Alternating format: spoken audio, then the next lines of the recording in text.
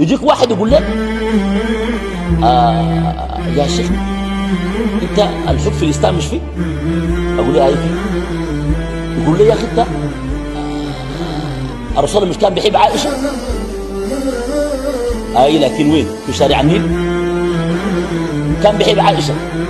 ما عائشه مرته، انت دي مرتك بعد ما يتزوجها بالحلال امشي حبها فوق راس البيت، ما عندنا معك مشكله.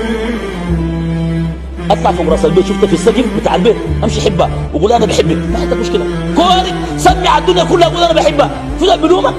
لكن واحده ما عندك معها علاقه شرعيه تقول انا بحبك، ما بتخاف الله انت؟ تقول انا بحبك، كيف تقول انا بحبك يا اخي؟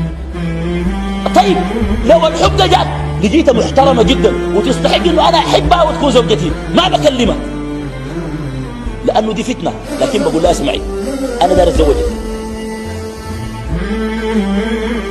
وصف لي البيت، تمشي البيت هناك تكلم ابوها وتكلمه، بعد ذاك مش خلاص حبيتها وصدقت زوجة لك ولاحظت لي سلوكها ولقيتها في الجامعه وتختلف عن كثير من الطالبات ومستقيمه وكده وكده وكده، طوالي بعد ذاك لحد حسها ما تقول لي، لانه لا يجوز لك يا اخي اجنبيه لحد حسها هي شرعا اجنبيه وانت اجنبي، احتفظ بمشاعرك دي خليها جواك يومك تعجل عليها. كورك وصيح واي حاجه قول انا بحبك وكنت بحبك من زمان وكب الكلام ده كله، لكن تجي تقول لا انا بحبك يمكن ما تتزوج بعد ما انت تحبها الا بعد الزواج.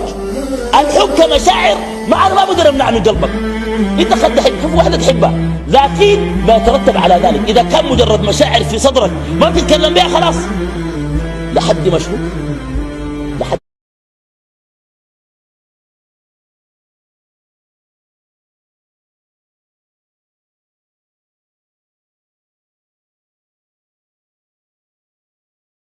السلام عليكم.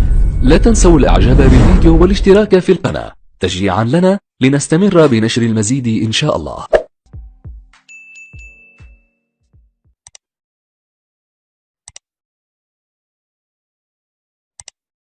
إن أعجبك الفيديو لا تنسى الإعجاب والاشتراك في القناة.